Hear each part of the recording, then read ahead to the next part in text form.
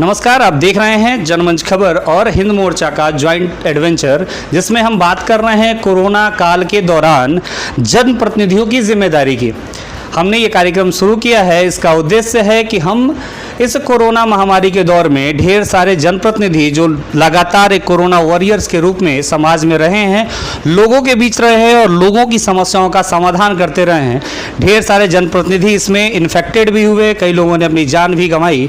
और सही तरीके से कहा जाए तो इस कोरोना महामारी के दौरान केवल एकमात्र जन आधार या लोगों की समस्याओं को सुनने का इकलौता साधन जनप्रतिनिधि भी ही रहे।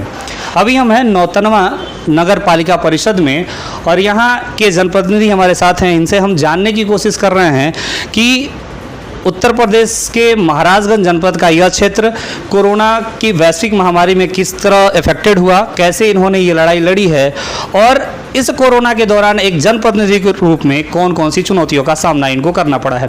तो बहुत बहुत स्वागत है सर हमारे इस कार्यक्रम में। तो सबसे पहले ये बताइए कि आपकी इस सफ़र की शुरुआत एक जनप्रतिनिधि के तौर में कब से हुई थी?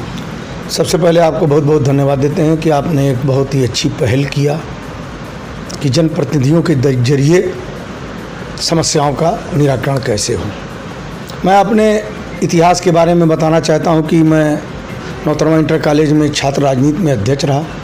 उसके बाद वहां से निकलने के बाद 89 से अब तक पार्षद रहा। फिर 2006 से नगर पालिका की कुर्सी पर यहाँ की जनता ने हमें प्यार और आशीर्वाद दिया और तब से लेके अब तक नगर पालिका की कुर्सी पर अध्यक्ष पद पे कार्यरत हूँ। कोरोना के बारे में आप पूछना चाहते हैं तो कोरोना के बारे में इतना कहना चाहता हूँ कि जब फर्स्ट वेव आई तो कोरोना को हम लोगों ने बड़ी ही मजबूती से, बड़ी ही सरलता से, बड़ी ही समझदारी से उसे रोकने का प्रयास किया।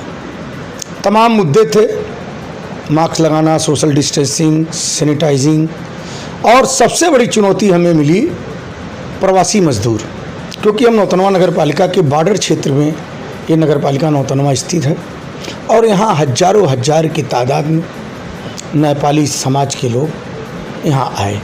नेपाल ने उन्हें लेना बंद कर दिया। ये बहुत बड़ी एक समस्या उत्पन्न हुई, लेकिन उत्तर प्रदेश की सरकार और यहाँ का प्रशासन ने इस चुनौती को बखूबी निभाया। हमने स्कूल लिए, मैरिज हॉल लिए, बड़ी बड़ी संस्था ली, वहाँ हमने मज़दूरों को क्वारंटीन कराया, जिनके खाने की व्यवस्था, उनके रहने की व्यवस्था, उनको हर सुविधा से लैस किया। सरकार ने हमारी लैस किया। कम से कम यहाँ से मज़दूरों की जो तादाद थी, आपसे बताना चाहता हूँ कि 3-4 हज़ार मज़दूर इस नौतनवा और सुनौली मिला के रह रहे थे। जब उनका टाइम पूरा हो जाए, नेपाल सरकार से हम लोगों ने रिक्वेस्ट किया, प्रशासन ने, सरकार ने अनुरोध किया कि आप अपने मज़दूरों को, नेपाली नागरिकों को लें। तो उन मज़दूरों को 15-15 दिन के बाद क्वारंटीन होने के बाद हमने फर्स्ट वेव का सामना करते हुए हम लोगों ने उनको नेपाल में भेजा। सबसे बड़ी चुनौती थी और उस चुनौती को हमारी सरकार ने, हमारे शासन ने, शासन पे बैठे लोग और हम जैसे छोटे जनप्रतिनिधि ने बखूबी निभाने का प्रयास किया। फर्स्ट वेव में बहुत लोग चले गए, बहुत अपने लोग हम लोगों ने खो दिए। वो उतनी भयावह नहीं थी, वो उतना डर नहीं पैदा हो पाया। लेकिन सेकेंड वेव जब आई तब आपसे कहना चाहता हूँ कि जो स्थिति इस बीमारी की हुई, इसका पीक मात्र 15 से 1 महीना था और इस पीक में अच्छे अच्छे लोग चले गए, जनप्रतिनिधि चले गए, डॉक्टर्स चले गए, नेता चले गए। उसके बाद बड़ी ही मजबूती से उत्तर प्रदेश की सरकार और भारत की सरकार ने इस महामारी को रोका, क्योंकि हिंदुस्तान एक बहुत बड़ा देश है। 125 करोड़ आबादी के लोगों को सुरक्षित रखना, 125 करोड़ लोगों को उनको मार्गदर्शक देना, तराई क्षेत्र है, रूरल एरिया हैं, लेकिन उसके बाद भी सरकारों ने, जनप्रतिनिधियों ने और अफसरों ने जो जागरूकता यहाँ फैलाई, पूरे भारत की मैं बात कर रहा हूँ, जिससे इस महामारी में हम बचे। आप देख लीजिए अमेरिका में लाखों लाख लोग मर गए, आप देख लीजिए ब्राज़ील में, आप देख लीजिए इंग्लैंड में। आबादी का अनुपात लगाएंगे तो इस बीमारी को हमने जो हमारी आबादी है, हमने बहुत ही सजगता से, सतर्कता से इस बीमारी को रोकने का प्रयास किया। और आज थर्ड वेव की बात हो रही है, आज फिर हम उसी गफलत में आ रहे हैं। जब फर्स्ट वेव के दिन ख़त्म हुआ, मास्क लगाना बंद कर दिया हमने, हाथों को धोना बंद कर दिया, सोशल डिस्टेंसिंग का पालन करना बंद कर दिया। आज फिर ये थर्ड वेव की जो डॉक्टर्स और इंजीनियर, डॉक्टर्स और वैज्ञानिक लोग चिता रहे हैं कि आप सतर्क रहिए, सजग रहिए। अगर हम लोग सजग और सतर्क नहीं रहेंगे, इस थर्ड वेव अगर आ गई तो तमाम हम अपनों को खो देंगे, अपनों को बिछड़ जाएंगे। इसलिए आपसे मैं आपके चैनल के माध्यम से ये अनुरोध करना चाहता हूँ कि इस थर्ड वेव के आने से पहले हमें अपनी सजगता, सतर्कता को भूलना नहीं चाहिए। आज मास्क लगा के हम बिना मास्क के घूम रहे हैं, सोच रहे कोरोना चला गया। कोरोना गया नहीं है, कोरोना कम हुआ है। इसलिए आपके माध्यम से ये कहना चाहता हूँ कि आप इस थर्ड वेव को बचाने के लिए सोशल डिस्टेंसिंग का पालन करें, हाथों को सैनिटाइज़र करें और मास्क जरूर लगाएं।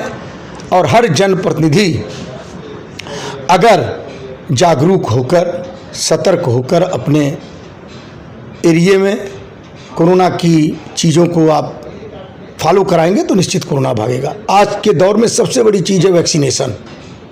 और शुरू में जब वैक्सीनेशन लगना स्टार्ट हुआ, माननीय प्रधानमंत्री जी ने घोषणा किया, माननीय परम पूज्य योगी आदित्यनाथ जी महाराज जी ने एक महाअभियान चलाया ये वैक्सीन के लिए, तो तमाम लोगों ने एक भ्रांतियाँ पैदा की। लेकिन आज मुझे इस बात को कहने में बड़ा फ़ख्र हो रहा है कि आज वो भ्रांतियाँ जो लोग फैला रहे थे, उन्हें दूर करने के लिए हम जैसे जनप्रतिनिधि लोगों को जागरूक कर रहे हैं, लोगों को समझा रहे हैं। आज वैक्सीनेशन के लिए लाइन लग रही है, लोग वैक्सीनेशन लगा रहे हैं। ये बहुत बड़ी भारत की उपलब्धि है, जिसको लोग भ्रांति फैला के तरह तरह का भ्रम फैला रहे थे, जिससे हमारी वैक्सीनेशन में दिक्कत आ रही थी। आज उसको हमने दूर करने का प्रयास किया है। भारत सरकार ने दूर किया, उत्तर प्रदेश सरकार ने दूर किया है, अधिकारियों ने दूर किया। आज वैक्सीनेशन बड़े पैमाने पे महाअभियान के तहत लग रहा है। ये तो हुई कोरोना संबंधित सारी व्यवस्थाएं, लेकिन अगर इस परिचर्चा में हम उन सारे अपवादों को शामिल न करें जिसमें अक्सर एक तरह से कहें विपक्ष या फिर सत्ता में जो लोग नहीं हैं उनके द्वारा ये आरोप लगाया जा रहा है। अभी कल के ही दिन पूरे प्रदेश भर में समाजवादी पार्टी कार्यकर्ताओं ने प्रदर्शन किया और ढेर सारे सवाल उठाए कि दवाइयों में घोटाला हुआ है, पीपीई किट में घोटाला हुआ है, ये सारे घोटाले हुए। लेकिन कहा जाता है कि वैश्विक महामारी के दौर में सबसे पहली चुनौती जो हमारी होती है वो होती है समस्याओं का समाधान करना है, समस्याओं से लड़ लेना। लेकिन कहीं ना कहीं चुनाव और राजनीतिक दल अपने रैलियों में, अपने प्रदर्शनों में कोरोना की किसी भी गाइडलाइन का पालन नहीं करते। बिल्कुल आपने सही कहा, करना चाहिए, लोग नहीं कर रहे हैं। और इस वैश्विक महामारी में राजनीति होनी नहीं चाहिए। राजनीति के लिए हमारे अलग मंच है, जहाँ महामारी हो, जहाँ देश का सवाल हो, जहाँ हिंदुस्तानियों की जान और माल की हिफाजत का सवाल हो, वहाँ राजनीति से परे होकर समाज की सेवा करना चाहिए। पहले हम हिंदुस्तानी हैं, भारतवासी हैं। इस देश की हिफाजत, इस हिंदुस्तान की हिफाजत और कोरोना जैसी महामारी से लड़ने के लिए सारे पक्ष विपक्ष, दोस्त दुश्मन एक होकर इस महामारी को जब संगठित होकर लड़ेंगे तभी ये महामारी इस हिंदुस्तान से भागेगी। और मुझे ये उम्मीद है कि आप सभी लोग जात, धर्म, मजहब, दल से ऊपर उठकर इस वैश्विक महामारी में एकजुटता का परिचय देना चाहिए।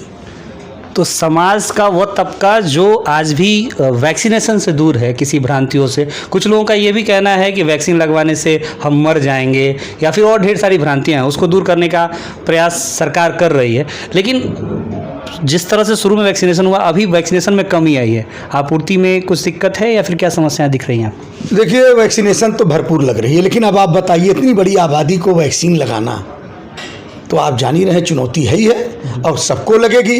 वैक्सीनेशन जैसे जैसे आ रही है, हर गांव से लेकर शहर तक वैक्सीनेशन का काम बड़े जोरों से चल रहा है और अगस्त तक हम काफ़ी लक्ष्य को प्राप्त कर ले जाएंगे।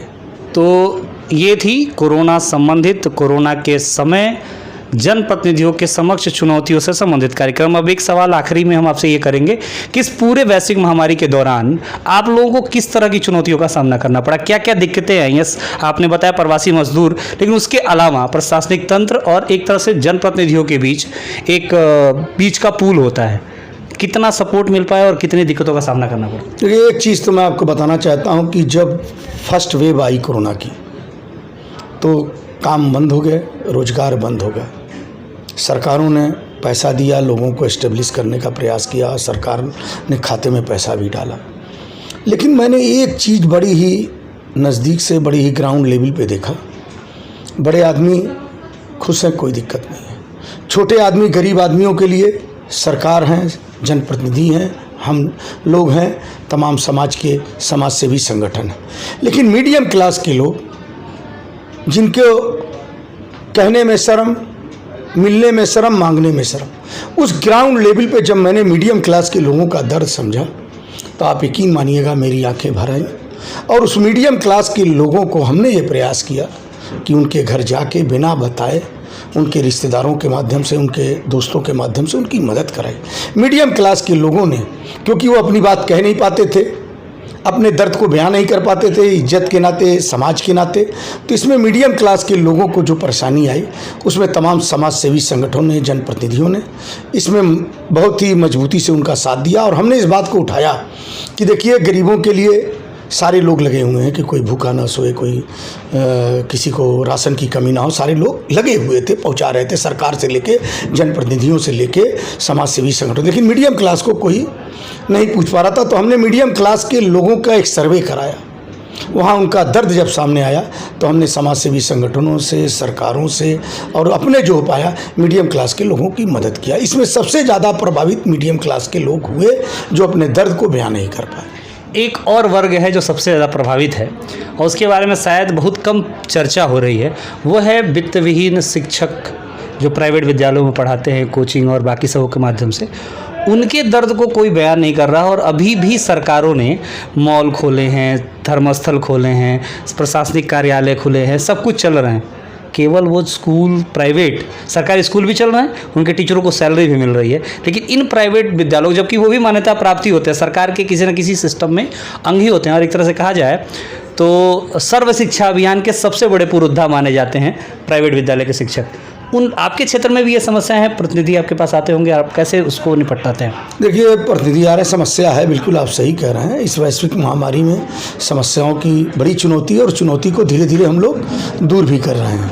लेकिन रहा सवाल विद्यालयों को खुलने का, स्कूल को संचालित होने का, तो एक बहुत बड़ा इसमें है बच्चों का भविष्य, बच्चों की ज़िंदगी, बच्चों के लिए स्वस्थ रहना।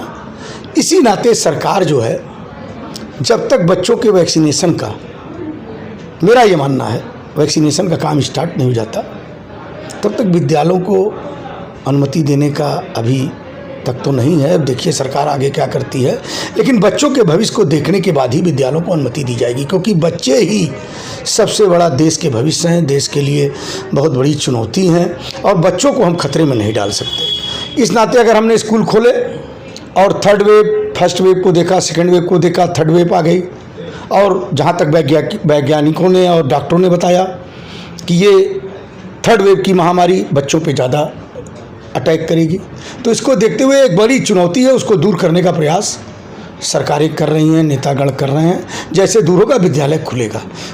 विद्यालय खुलने की बात तो है, लेकिन हर वर्ग के लिए, जैसे ठेला चलाने वालों के लिए सरकार ने कुछ पारितोषिक की व्यवस्था कर दी, हर वर्ग के लिए कुछ ना कुछ व्यवस्थाएं हुई हैं। लेकिन वही शिक्षक, जिस तरह से आपने कहा मध्यम वर्ग के लोग शर्म से किसी को कुछ कह नहीं पा रहे, वैसे वो प्राइवेट शिक्षक भी किसी से कुछ कह नहीं पा रहे हैं। उनके लिए किसी भी तरह की कोई व्यवस्था किसी भी सरकार में नहीं है।